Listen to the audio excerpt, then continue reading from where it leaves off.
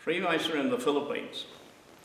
There are many countries in which political and religious leaders have combined forces to persecute Freemasonry, either consistently or sporadically. But there are few countries wherein Freemasons have had to endure persecution by foreign powers. The Philippines is such a country, and Filipino Freemasons have shown such courage, loyalty and tenacity in the face of adversity as to be a shining example to the rest of the Masonic world. The Philippines, a large and beautiful archipelago in the northwest edge of the Pacific Ocean, was once divided into a large number of regions ruled by an assortment of Hindu and Muslim princes, as well as being a nest for pirates and all manner of opportunist traders and exploiters of dubious character, who preyed on the native population, who are for the most part Austronesians, although many other racial groups and subgroups inhabit the islands. In 1521, the explorer Ferdinand Magellan claimed the islands for Spain. Spanish colonisation followed in 1565 when Miguel Lopez de Legazpi founded the town of Cebu, and it is from the Spanish King Felipe II that the country gets its name. Manila was founded in 1571. From 1565 to 1821, the Philippines was part of the Viceroyalty of New Spain, governed from Mexico. But following the Mexican War of Independence, was ruled direct from Madrid through a resident Governor-General. Defeat in the Spanish-American War of 1898 saw the end of Spanish rule. Spanish rule of the Philippines was typical of colonial systems imposed upon native populations by European powers, in that the primary objectives were the exploitation and monopolisation of the mineral resources and produce of the region, its use as a trading base and as a territory for a surplus European population. Also, because of automatic European assumptions that native peoples were incapable of efficient self-government, Filipinos were forced to function as peasants, workers and servants, with little hope of a stake in the government and wealth of their own country. Colonised countries are also considered to be fertile ground for the spread of Christianity, and in this regard, Spanish priests were spectacularly successful in converting over 90% of Filipinos to the Roman Catholic Church. On the other hand, as was the case in other parts of the Spanish Empire, intermarriage between locals and Spaniards was reasonably common, and Filipinos adopted much of the Spanish culture that appealed to them, whilst at the same time preserving their own traditions.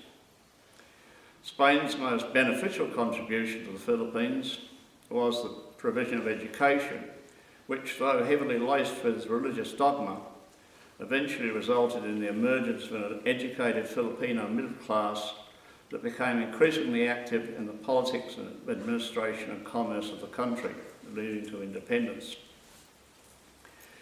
Freemasonry appears to have arrived in the Philippines in the 1760s, with the merchants and mariners and lodges probably existed in the utmost secrecy from that time. The first lodge in Spain itself was erected in 1728, but in 1738 the Spanish government brought in several edicts pronounced against Freemasonry, and this applied to all parts of its far-flung empire. But because Spaniards and other Europeans tended to live in compact, easily recognisable groups in such places as the Philippines, it was arguably easier to enforce the laws against Freemasonry in the colonies than in the mother country itself.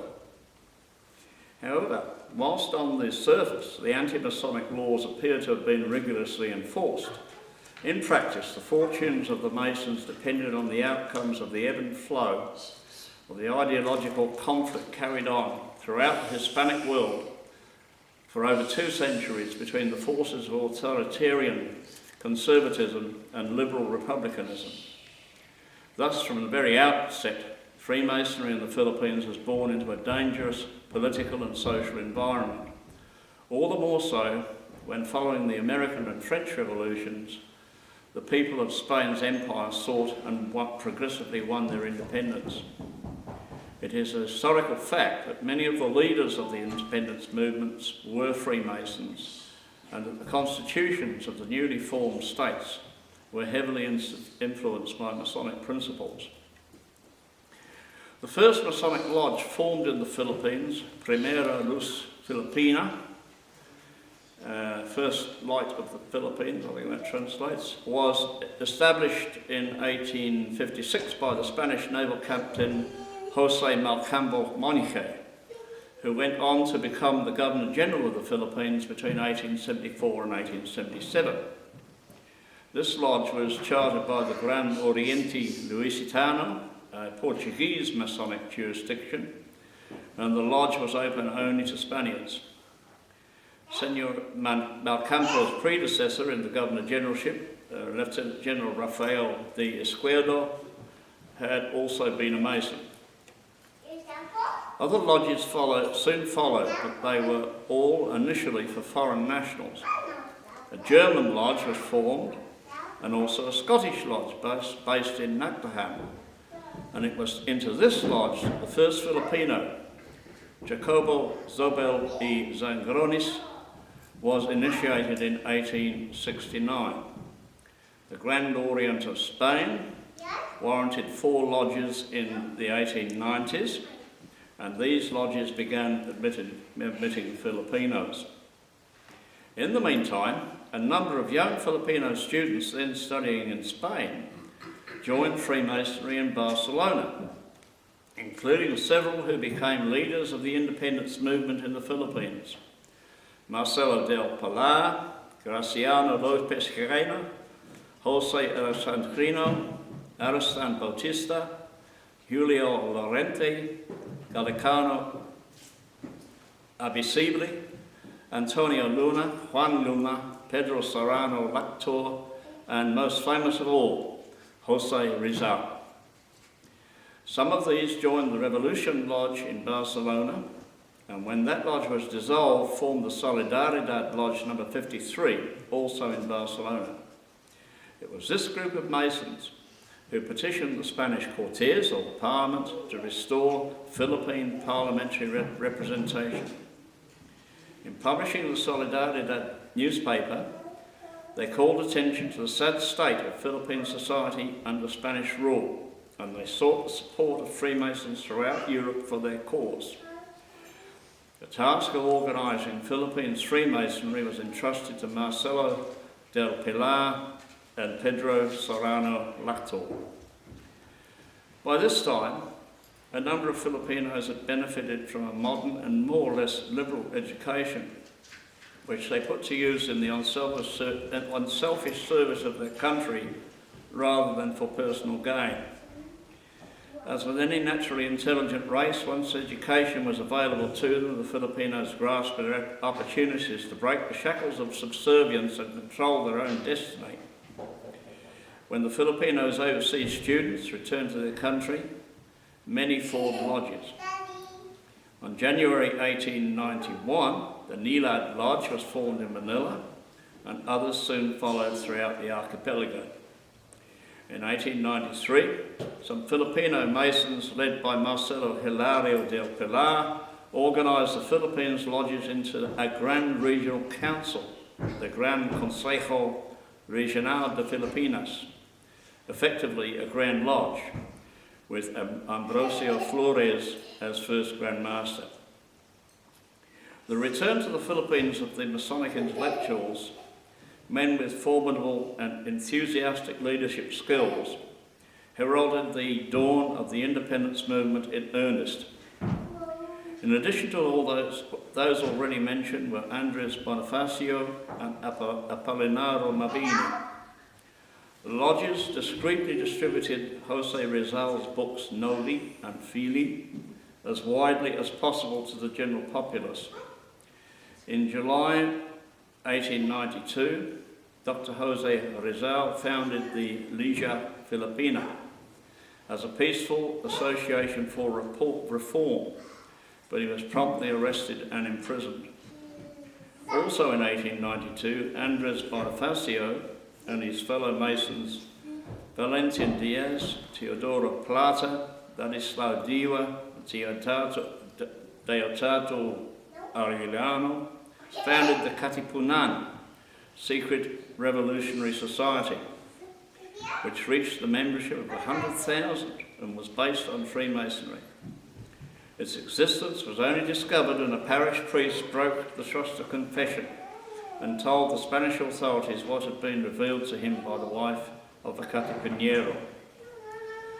A new revolutionary leader, Emilio Aguinaldo, was inducted into Freemasonry in 1895 and joined the Katipunan. In October 1896, he proclaimed the Kawit Manifesto, proposing a revolutionary government based on the principles of liberty, equality and fraternity. Filipino revolutionary activity drew a sharp reaction from the Spanish government, which in 1895 launched a reign of terror throughout the archipelago, hunting down members of revolutionary movements. Freemasonry was subjected to special attention because the Spanish authorities had become aware of the Masonic associations of the revolutionary core leadership. In July 1896, a royal decree ordered stern measures to suppress Freemasonry and other alleged secret societies in the Philippines. In December 1896, Dr. Jose Rizal was executed by firing squad at the Bagumbayan for being a Freemason, and he has forever been honoured in the Philippines as a national hero and a martyr for freedom and Freemasonry. His death was followed within days by the execution of 11 other Masons, including Ariston Bautista, Faustino Villarroel, Luis Villarroel and Agustin de la Rosa. Warfare broke out, with Emilio Aguinaldo leading Filipino revolutionary guerrilla bands which gained control in some districts. But neither side could win outright, and the realisation of this led to the Pact of Biak Nabato in 1897, resulting in an end to the Spanish atrocities but the exile of Aguinaldo to Hong Kong. The Filipinos' struggle for independence was overtaken by a dramatic and unexpected turn of events when on the 25th of April 1898, the United States declared war on Spain. When the battleship USS Maine exploded and sank in Havana Harbour on the 15th of February 1898, the United States was quick to accuse the Spanish authorities in Cuba of sabotage and wanted not accept any denials. In retrospect, it is easy to detect that the USA was looking for an excuse to intervene on the side of the Cuban independence movement, and that the presence of the battleship and its escorts in Cuban waters was part of that agenda. As in the Philippines, Freemasons were at the forefront of the independence movement in Cuba. Indeed, it has been repeatedly asserted by opponents of Freemasonry that the Spanish-American War was orchestrated by a conspiracy between Freemasons in the American government and military and the Cuban independent movement. This was certainly the belief of the Spanish dictator Francisco Franco, and is one of the reasons he gave for his aversion to Freemasonry. The whole murky affair was further complicated by the fact that the Spanish Prime Minister at the time, Praxedes Mateo Sagasta, was a Freemason.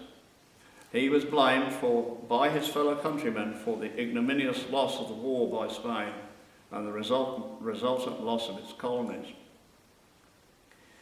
Although the United States government gave priority to the invasion of Cuba, for which its army and navy were extraordinarily well prepared in advance, attention was also turned on the Philippines, and General Emilio Aguinaldo, then in exile in Hong Kong, was approached by the emissaries of Admiral Dewey to collaborate with the Americans to defeat the Spaniards.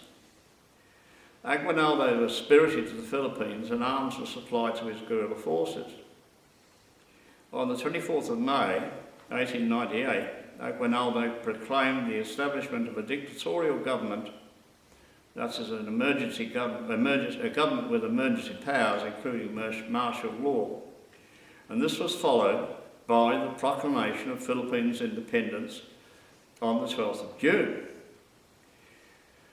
With Aguinaldo as president, the prominent Freemason Apollinaro Mabini served as Premier and Secretary of State for Foreign Affairs in the first cabinet, and was primarily responsible for laying the foundations of the First Philippine Republic. As part of the promulgation of the Constitution of the Philippine Republic in 1899, Filipino Freemasons, led by Antonio Luna, won the principle of the separation of church and state. The fledgling First Philippine Republic was to be short-lived, snuffed out by the American victors in the war against Spain. A ceasefire having come into effect, negotiations for a peace settlement in Paris commenced in 1898, but the Philippines emissary, Felipe Agoncillo, assisted by Jose Lopez, was ignored by the United States President William McKinley and was denied a seat or even a hearing at the negotiations. The United States, as the victor, uncompromisingly dominated the negotiations from the outset when it declined Spain's demands to return Manila, which had been captured by the Americans after the ceasefire. Thus, the Americans with its troops already on Philippine soil forced Spain to cede them the Philippines for a payment of $20 million. Agoncillo declared the actions of the Treaty of Paris illegal, but he was totally ignored. This astonishing act of bad faith on the part of the United States government dismayed the Filipinos that the years of struggle and sacrifice had been for nothing. Their fears were reinforced when the same American president, William McKinley, in the same year of 1898,